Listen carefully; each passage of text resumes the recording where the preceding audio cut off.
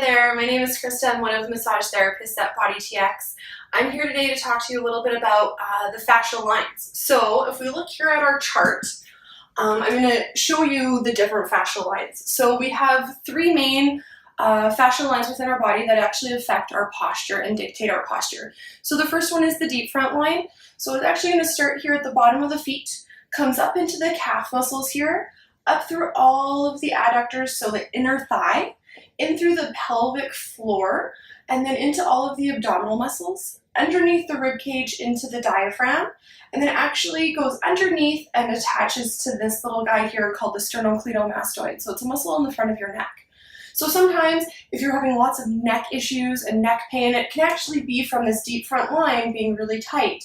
The next line that actually is part of this whole thing is the functional line, and that's called the queen. So the deep front line, is the king. The queen is the functional line, and it goes from your hip to your shoulder, and then this hip to this shoulder. So we've actually got four of them because there is also mirrors on the back as well.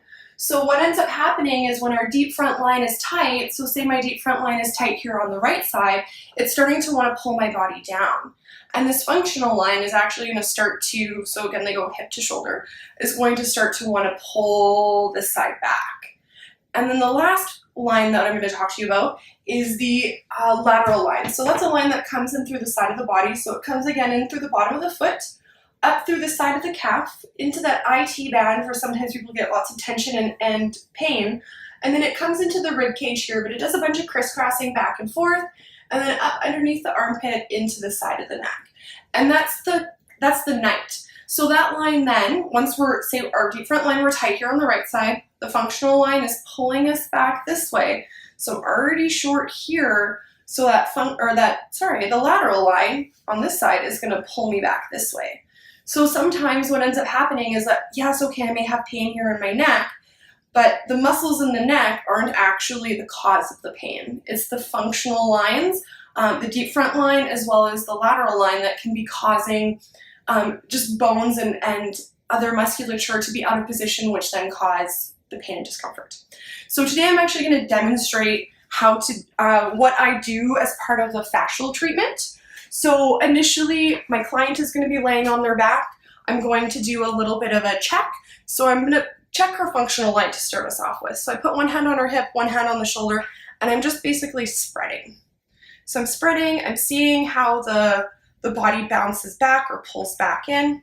I'll do the other side here. And then also come down to the hips, check our hip height. So I go back and forth, check the top of the hips. The hips are looking pretty even. I'm going to look also at the rib cage here, seeing if it's even. I am noticing a little bit that the rib cage is up a little bit, so I know there's something going on in here. Checking here. Perfect. So next I'm going to sort of drape my client so that I'm able to expose her leg.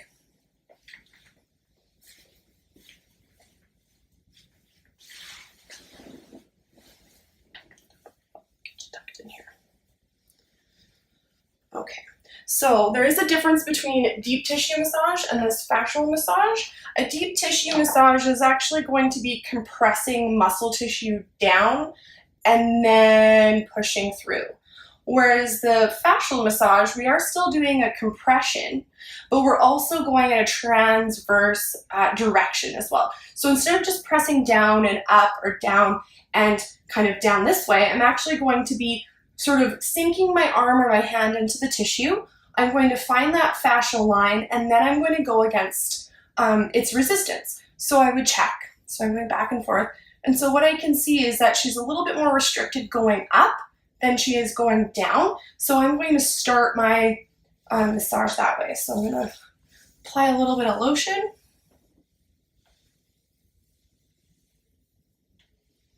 Okay, and I always tell my client, if it's too much pressure, you let me know, or too uncomfortable, you let me know.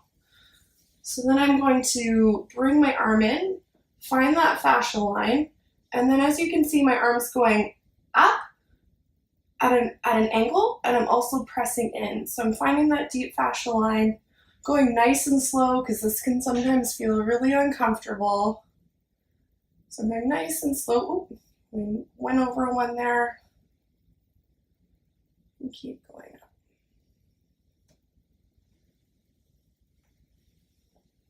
So I'm going to do that one more time. I went a little bit too quick. You could see that the muscle jumped away from me. So I'm going to go a little bit slower this time, and then a little bit lighter too, just to see if we can get in there.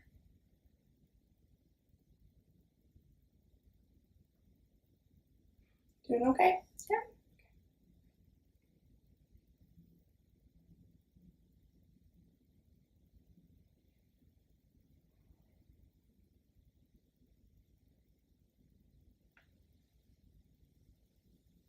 So just with 2 passes, I'm going to recheck again so I can see up, down, up. So there's still a little bit of restriction, so I would keep going in that area until it's feeling less restricted. And we also do the inside. So the inside of the leg is part of that deep front line. So I'm going to demonstrate that too. So the adductors can be a little bit intense and a little bit painful. So I always tell my clients, let me know if it's too much for you. So again, I'm going in nice and slow, and I'm applying that transverse, that across pressure. And anytime I'm feeling stuck, I can move my arm around a little bit, which will help me to sort of go past that little stuckness. But I'm also not going very fast. I don't need to plow through the muscle. Basically what I'm doing is I'm ripping and opening up the fascial sheaths that are covering each muscle, trying to get down to those deep fascial lines that every muscle, bone, arteries, and veins attach to, just to help open it up. So the reason why we would do a fascial massage versus a deep tissue massage is so that we're able to open up these areas that are then causing pain in the body. So my client should feel very little discomfort after her massage. During the massage, it can be kind of a burning sensation or almost like a snake bite. But after the massage, my client should have very little discomfort, and she should feel more free. She should be able to move her body in a way that, you know, maybe she felt restricted before. And then we're not actually even damaging or compressing those muscle tissues. So we're not causing any sort of bleeding or any sort of discomfort after you get a deep tissue. Sometimes you're like, feel really good after, but then you have that ache or just muscle soreness after. Whereas this type of massage won't allow the body to do that. And for clients who have,